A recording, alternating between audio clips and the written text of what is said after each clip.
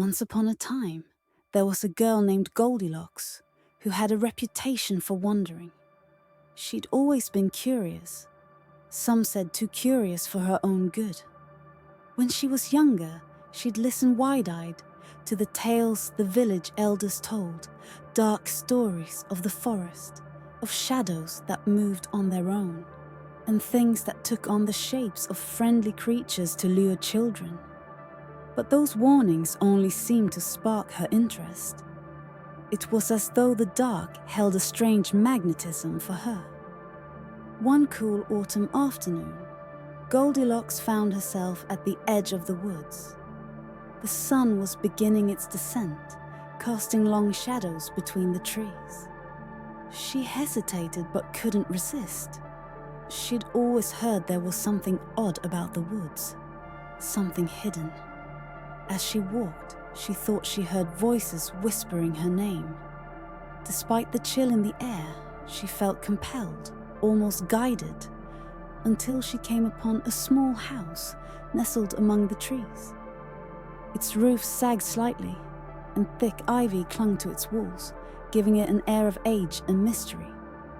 She glanced back, half expecting someone to warn her to stay away, but she was alone. With a glance over her shoulder, she pushed open the door, which creaked as though it hadn't been opened in years. Inside, the house was tidy, with 3 bowls of porridge steaming on the table. Hungry from her walk, she tried each bowl, finally settling on the smallest, which tasted just right. She moved to the chairs next, breaking the smallest one beneath her weight. She shrugged off the accident, laughing quietly to herself. Then, feeling tired, she made her way to the bedrooms, trying each bed before drifting off to sleep in the smallest, which of course felt just right. But her rest didn't last long. She awoke to the feeling of being watched, her skin prickling with unease. She looked up to see 3 dark figures standing over her, 3 bears, but not as she had ever imagined. Their eyes were too bright, their teeth too sharp, their smiles far too wide. She could feel their gazes piercing her, as though they'd been expecting her. "Goldilocks!" the largest bear rumbled, his voice deep and echoing. "We've been waiting for you!" She froze, her heart hammering. How do you know my name?" The bear chuckled darkly, leaning closer. "Oh, we know all about you. The way you wander. The way you seek out things that should be left alone." Her eyes darted from one bear to another. These were no ordinary creatures. She remembered the whispers she'd heard as a child, of things in the forest that wore familiar shapes to deceive, things that fed on more than food.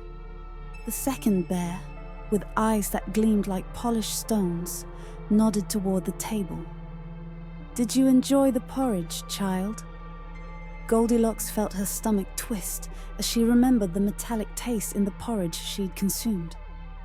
Something about it had tasted wrong, but she'd ignored it in her hunger. Now, though, her fingers tingled, a numbness creeping up her arms. She looked down in horror, realizing she could barely move.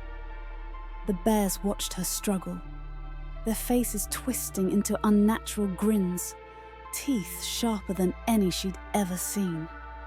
"Every year we wait," the 3rd smallest bear murmured. "And every year, one curious soul finds their way here." Her voice trembled as she whispered, You mean others have come here before?" "Oh yes," the large bear said, his tone mocking. "Curious ones like you, and we make sure they stay." The room seemed to darken, the walls closing in. She fought against the numbness creeping through her, struggling to speak. "Please, let me go. I could bring you others, more than you could ever need." The bears exchanged glances, intrigued.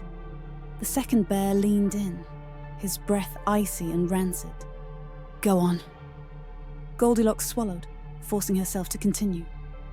I was sent by the villagers. They wanted to see if you were real. If you let me go, I can bring more. You'd never be hungry again." The smallest bear tilted his head, his childlike voice almost sing-song. "She could be useful, couldn't she, Papa?" "Yes," the large bear rumbled thoughtfully. "But remember, Goldilocks," he growled, "we will always know where you are. If you betray us, you will end up like the others." The bear stepped back, their faces melting into the shadows, and the numbness in her body faded just enough for her to escape. She stumbled through the door and ran, her legs barely supporting her, until she was clear of the forest.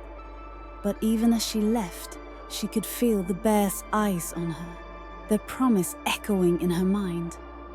From that night onward, Goldilocks felt the pull of the bears in her dreams, a dark whisper calling her back to the forest. Each time she resisted, she'd wake with an icy dread, as if claws were wrapped around her heart.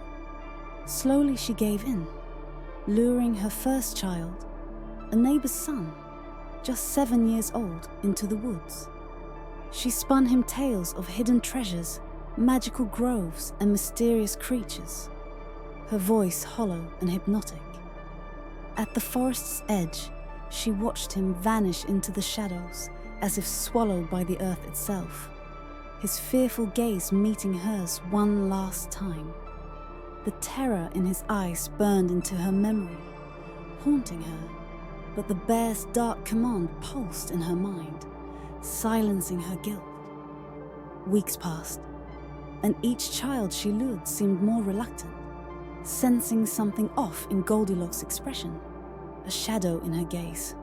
She found herself haunted by memories of each encounter, wide eyes, small voices, questioning, and hesitant steps as they crossed the threshold into the darkness.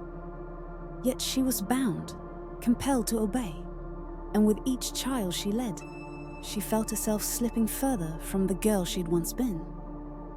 Over time, parents began to warn their children about Goldilocks.